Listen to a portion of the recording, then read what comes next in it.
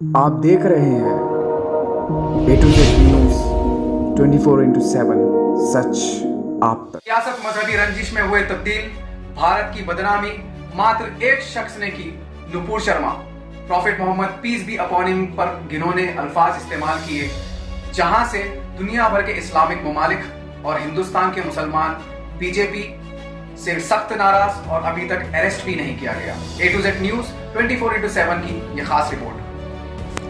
26 मई 2022 ये वो दिन था जब टाइम्स नाउ पर प्राइम टाइम चल रहा था, जिसके चलते बीजेपी के कार्यकर्ता और दूसरे पक्ष के लोग अपनी बात नेशनल टीवी पर रखने के लिए आमंत्रित किए जाते हैं। लेकिन जैसा कि भारतीय जनता पार्टी मजहब की राजनीति करती है और दूसरी जगह जुबान और शब्दों पर कोई रोक नहीं होता, जिसके जरिए बीजेपी हिंदुस्तान में नफरत और आरएसएस की आइडियोलॉजी टीवी चैनल के माध्यम से दोनों पक्षों के लोगों में नफरत के बीज बोने और आग लगाने का काम करती है। 26 मई इस दिन भी वही करने के लिए एक टीवी चैनल पर बीजेपी की स्पोक्स पर्सन नुपुर शर्मा मुस्लिम पक्ष की तरफ से एक कैंडिडेट को बिठाया जाता है, जिसके चलते देश की आवाम का ध्यान गवर्नमेंट की नाकामी और बढ़ती महंगाई से हट जाए और लोग एक मजहबी रंजिश में बढ़ जाएं और उसके अलावा लोगों के अंदर एक दूसरे के लिए उनके दिलों में नफरत पैदा हो जाए। भारत की बिगड़ती स्थिति, इस बात को सही दिशा में समझने के लिए हमें भारत के कॉन्स्टिट्यूशन और इसके स्ट्रक्चर को समझने की जरूरत है।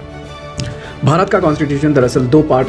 अहम पार्ट में डिवाइडेड, एक है डेमोक्रेसी और दूसरा है रिपब्लिकन। डेमोक्रेसी वो होता है जहां पर लोग अपने कैंडिडेट्स को चुनते हैं और वो सरकार चला पाते हैं। रिपब्लिक वो होता है जिसको सरकार ऑफिशियल प्रोसेस के माध्यम से चुनती है, जो काबिल होते हैं उस पोस्ट के लिए और साथ ही साथ उनको कड़ी परीक्षा से गुजरना पड़ता है, जिसमें IAS, IPS, हाई कोर्ट और सुप्रीम कोर्ट जजेस के सिलेक्शन शामिल है। अगर डेमोक्रेटिक सरकार किसी वजह से सरकार चलाने में नाकाम हो जाती है, तब रिपब्लिकन अथॉरिटीज इसका सारा कंट्रोल लेकर अपने हिसाब से कानून के द्वारा देश चलाते हैं। ये सारी बातें आपको इसलिए बताई जा रही हैं ताकि आप देश में होने वाले Nupur Sharma and Naveen Jindal case को अच्छे तरीके से समझ पाए। अब डेमोक्रेसी को थोड़ा सा और विस्तार में समझने की कोशिश करते हैं। डेमोक्रेसी एक्चुअली लोगों के द्वारा चुनी गई सरकार, जो भारतीय सरकार, जिसको भारतीय सरकार चलाने का अवसर मिलता है, जो लोगों के प्रॉब्लम, कॉन्स्टिट्यूशनल सोल्यूशन और सरकारी काम के माध्यम से भारतीय लोगों की जिंदगी अच्छी और लोगों के प्रॉब्लम्स को दूर करना होता है। लेकिन अब यहाँ पर बजाय इसके हर रोज न्यूज चैनल पर धार्मिक मुद्दे उठाए जाते हैं और एक दूसरे पर टिप्पणी करते हुए लोगों के जहनों को और उनकी सोच को डिस्टर्ब किया जाता है,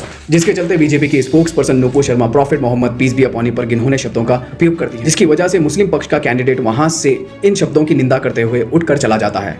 जिसके चलते बीजेपी के ऑफिशियल अथॉरिटीज और इवन टीवी के एंकर इस पर कुछ नहीं बोलते हैं और बीजेपी के गवर्नमेंट के 8 साल कंप्लीट होने के जश्न मनाने में पार्टी के सारे कार्यकर्ता मसरूफ रहते हैं। मुस्लिम पक्ष में prophet Muhammad peace be upon him को दुनिया भर के मुसलमान अपनी आइडेंटिटी मानते हैं, हमेशा उनको और उनके नाम को सर्वश्रेष्ठ रखते हैं। देश और दुनिया भर में बीजेपी के स्पोक्स पर्सन नुपुर शर्मा और नवीन जिंदाल गुस्सा होकर लोग प्रदर्शन करना शुरू कर देते हैं। इसके बाद बीजेपी के एक्शन ना लेने की वजह से और बीजेपी के कार्यकर्ता के खिलाफ FIR के बाद भी अरेस्ट ना होने की वजह से दुनिया भर के मुसलमान हिंदुस्तानी प्रोडक्ट्स का बाइकआउट करते हैं और अपना प्रदर्शन और निंदा दर्ज करवाते हैं,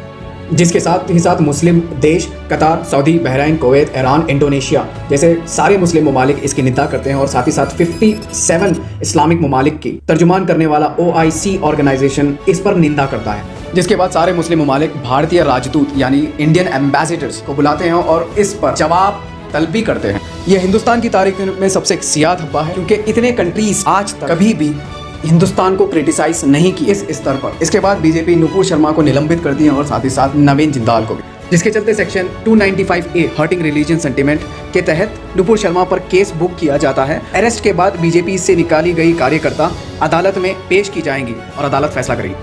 अरेस्ट की डिमांड पर देश भर में सारे प्रदर्शन जारी है। दिल्ली, महाराष्ट्र, हैदराबाद, बिदर, कर्नाटका और साथ ही साथ यूपी में प्रदर्शन के कारण हिंसा हुई, जहाँ पर 2 लोगों की दर्दनाक जो है पुलिस के द्वारा मौत भी हो गई। बदलते दौर के बदलते हालात पर अपनी कड़ी नजर देखते रहिए A to Z न्यूज़, सच आप तक।